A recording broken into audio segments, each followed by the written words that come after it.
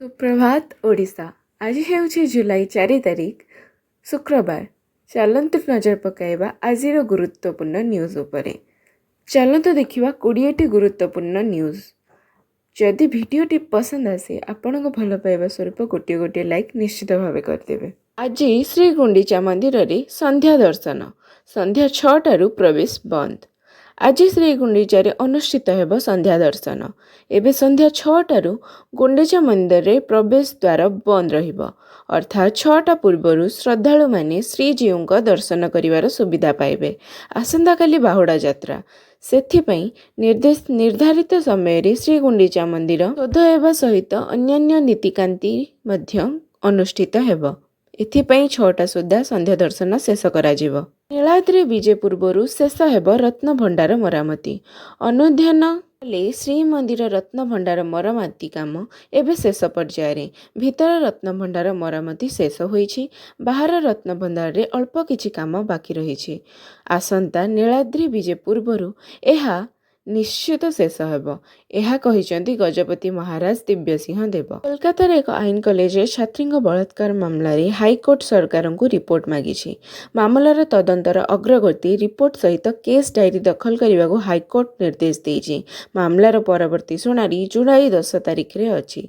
तेणु यार पूर्वर रिपोर्ट दखल करने को कहुଯାଇଛି। इतिमध्य मामला पुलिस मुख्य अभियुक्त समेत 3 जन को गिरफ्त करिसेंती। 6 तारिख रे हीराकुद डैम रु प्रथम बन्या जल निष्कासन। आसंता 6 तारिख रे हीराकुद डैम रु बन्या जल निष्कासन आरंभ हेबो। एहा चलित वर्ष मौसुमी ऋतु रो प्रथम बन्या जल निष्कासन हेबो। ए संपर्क रे महानदीर तळ मुंडरे थिबा अंचल गुड़िक सूचना दिया जाइछि। जल संबंधित विभाग पक्षरु एही सूचना संपर्क रे महानदीर तळ मुंडरे थिबा अंचल गुड़िक सूचना दिया जाइछि। जल संबंधित विभाग पक्षरु एही सूचना दिया जाइछि। केतोटी फ्लुइस गेट खोला जीव ए संपर्क रे किछि कोहा जाय। घाना रे जातीय सम्मान रे सम्मानित हेले प्रधानमंत्री नरेंद्र मोदी। प्रधानमंत्री नरेंद्र मोदी 2 दिनिया घाना गस्त रे जाइथिले। गस्त अवसर रे तांको घाना रे मिलिछि अद्भुतपूर्व संबर्धना। तांको मध्य घाना रे जातीय सम्मान रे सम्मानित करा जाइछि।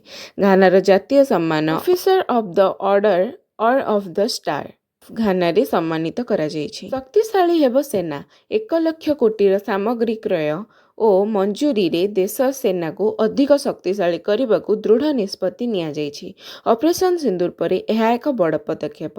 प्रतिरक्षा आधुनिकरण एवं परिषद द्वारा गुरुवार 1.5 लाख कोटी टंका प्रतिरक्षा क्रय प्रस्ताव रे अनुमोदन करा जाइछि। भारतीय नौसेना 1110 पदवी पाई नियुक्ति सुजोगर भारतीय नौसेना तरफरु 1110टी सिविल स्टाफ पदवी पाई विज्ञप्ति प्रकाश पाइछि। एथिपाई योग्यता 10मा द्वादश ITI डिप्लोमा एवं स्नातक रखा जाइछि। एही पदवी गुड़िक मध्य रे tradesman mate, store keeper, fireman, driver, chargeman एवं मिलिटरी स्टाफ आदि अन्तर्भुक्त।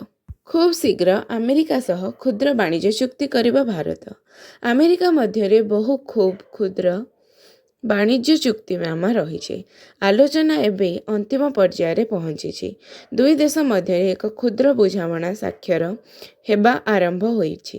किछि दिन तले अमेरिका वाणिज्य क्षेत्र रे जेसार तेसर नीति रे शुल्क लागू करिथिला। आत्मजीवनी प्रकाश पाइछि धवनकर। भारतीय क्रिकेट दलर पूर्वतन ओपनर शिखर धवन का आत्मजीवनी प्रकाश पाइछि। इंस्टाग्राम जरिया रे धवन यह घोषणा करिसेंती।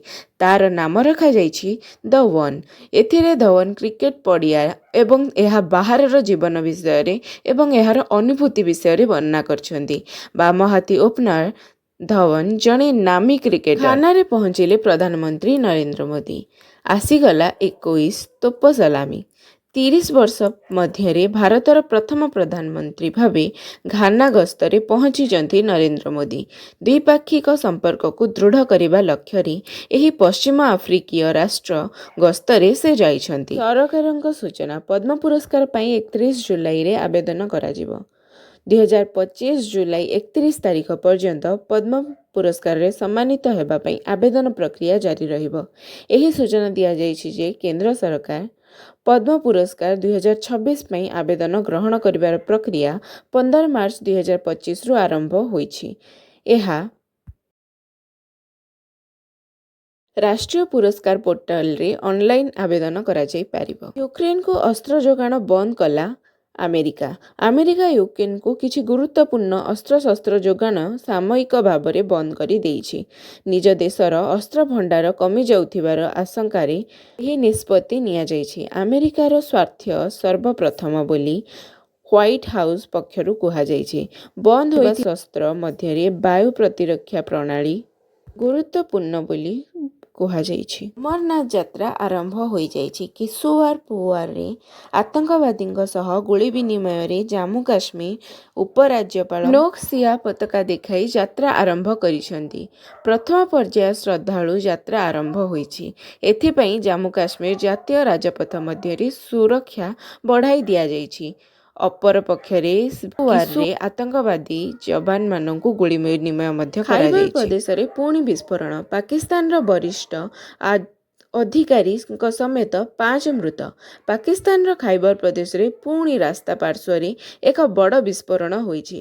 ବିସ୍ଫୋରଣ ପାକିସ୍ତାନର ଜଣେ ଅତିରିକ୍ତ କମିଶନରଙ୍କ ସମେତ 5 ଜଣଙ୍କ ମୃତ୍ୟୁ ହୋଇଛି। ଅନ୍ୟ 11 ଜଣ ଗୁରୁତର ହୋଇଛନ୍ତି। ଏହି ଆକ୍ରମଣ ପଛରେ ପାକିସ୍ତାନ ତାଲିବାନର ହାତ ଥିବାର ସନ୍ଦେହ କରିଛି।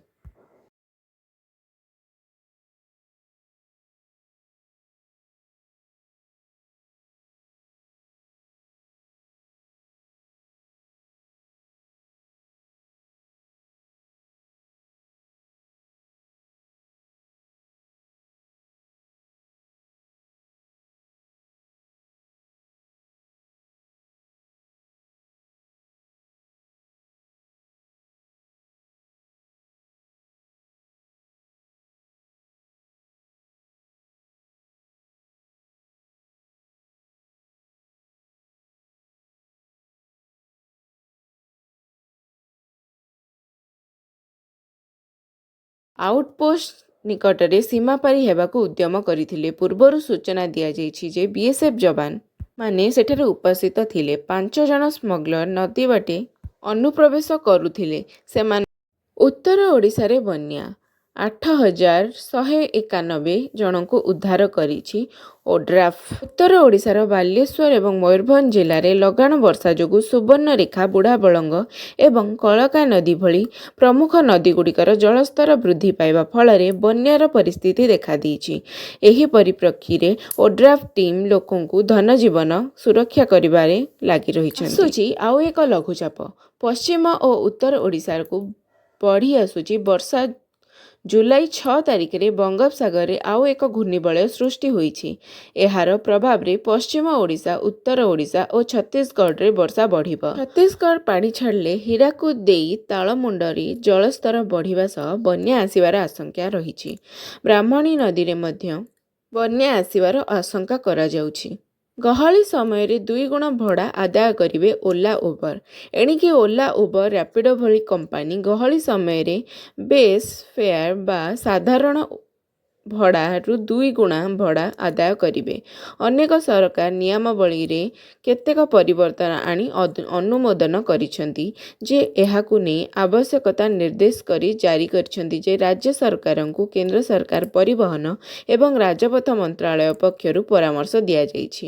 ବର୍ତ୍ତମାନ ପ୍ରଚଳିତ ଭଡ଼ା ଅନୁସାରେ ଓଲା, ଉବର ଏବଂ ରାପିଡୋ ଭଳି ଇତ୍ୟାଦି ପିକ୍ ଆୱାରରେ ଗହଳି ସମୟରେ ବେସ୍ ଫେୟାର ବା ମୂଳ ଭଡ଼ାଠାରୁ 1.5 ଗୁଣ ଚାର୍ଜ କରୁଛନ୍ତି।